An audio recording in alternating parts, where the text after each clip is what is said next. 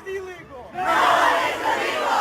Viva Mexico. Viva Mexico. Viva Mexico. If I do the same in Mexico, Viva USA, that would deport my ass. Do me a favor, please. Get out of here. Get out of here, man. If you want to invite people in from outside, of Australia to settle and live in Australia and to belong, I think it's very important to have the conversation with them that this is the place you're coming. Here's what Australia is all about. And in order to belong, you are going to adhere to our norms, and we'll tell you why. But if you don't want to adhere to our norms, it's fine. We believe in freedom, but you don't get to live here. Let's be honest, that's a very brave woman for saying that. Nope, stop talking, go to jail.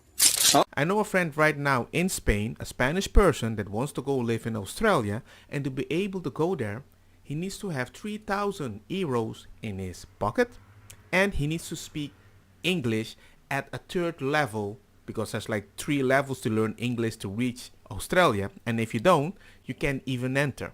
That is what legal citizens have to do.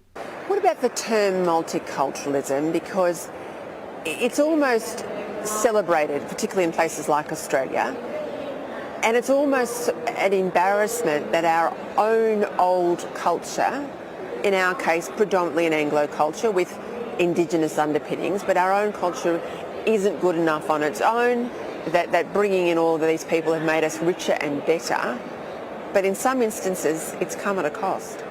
I think the mistake that was made years ago was to apply that philosophy to immigrants.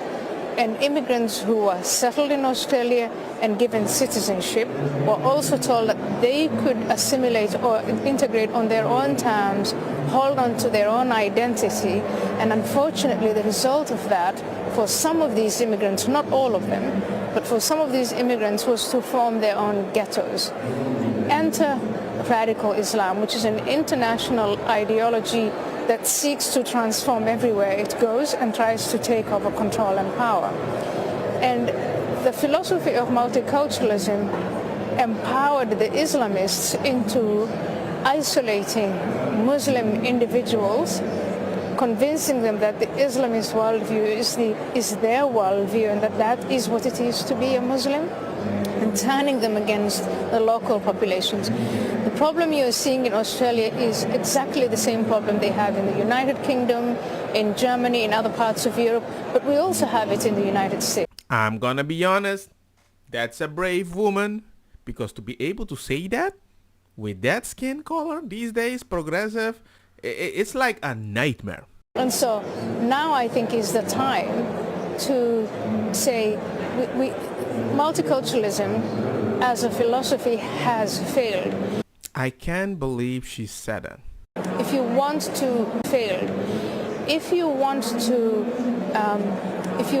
to bring about social cohesion in a nation state, you emphasize what unites us. You don't emphasize what divides us.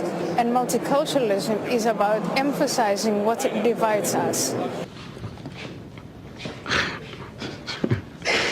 Really?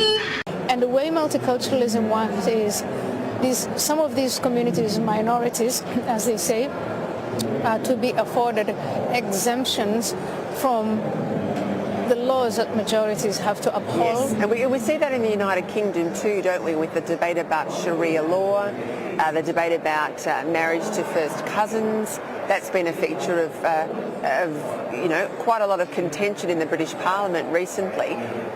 You mentioned the move by radical Islam across the West. What's their end game? Well, I have a movie in my head, but I like my YouTube channel, so we're gonna keep listening. Venga, dilo, remember to subscribe.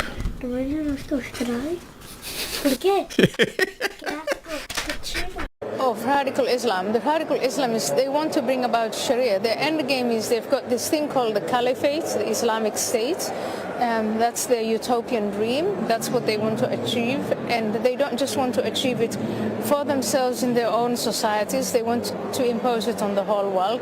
In fact, after the Arab Spring, one of the new developments is the original countries of Islam, like Saudi Arabia and the UAE and Egypt, have banned, for instance, the Muslim Brotherhood, and have banned other Islamists from preaching or having to do anything with politics. And so you see in the source countries, in the original countries of Islam, Islamism is out. They've then migrated and they've come to Western societies that pride themselves in freedom of religion, freedom of speech, freedom of assembly, and so on. And so they've set up shop here. That's a very interesting point. I never thought about it like that. So their own specific country where it was kind of starting, it's like, hey man, we don't like this message over here. So if you really want that, go do it somewhere else. And they found Western countries. Hey man, come here. You're not dividing us, you're strengthening us. And I'm like, yeah, it's an interesting strategy. They're smart. If you want to see it strategic wise. They've decided they're going to start the Islamization process, or they're going to headquarter the Islamist project from the UK and from France and from Germany, and in this case from Australia, which is just strange. Are you surprised at how quickly some of our societies have become radicalised and Islamified? I'm not surprised, because for the last 25 years I've been banging on about exactly what you're talking about. So I'm not surprised.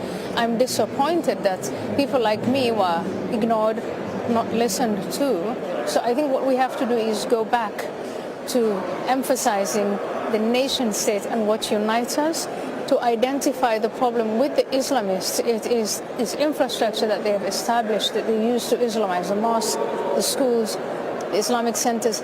Break those up, and I think it is time to deport the radical imams, and it's time to give the citizens who are Muslim, who live in Australia, the options. Do you want to be Australian? Then you're welcome and you stay, and this is who we are. And if you don't want to be an Australian citizen, as in an allegiance to the Australian Constitution and flag and norms and customs, then we are happy to let you go back to where you want to go back, the country of origin. I have spoken to a lot of people about this, and they say, yeah, but Western people don't make enough baby. It's your fault the immigrants are coming. I'm like, yeah, we don't get subsidized housing. We don't get food stamps. So we have to pay for everything. So we're responsible while paying higher taxes so other people can live way more comfortable, have way more babies, have better houses sometimes, and way more food. There comes a point you're maintaining something that's very odd. Communism forever. And whenever you want to criticize something, they're like, oh, you want to criticize this? Well, it's actually helping those people that are a minority. And if you say something about it, hey man, you're the bad person. Gives me more right to silence you. You see what's happening? So it's very odd to see this woman speak out. Yeah, it's just very odd. There's a very brave woman. Don't get me wrong, ako sa kita bong. Put the fire na mi blonde kush hash purple skunk criollo colombici jam jam turloqueta verdeta welcome.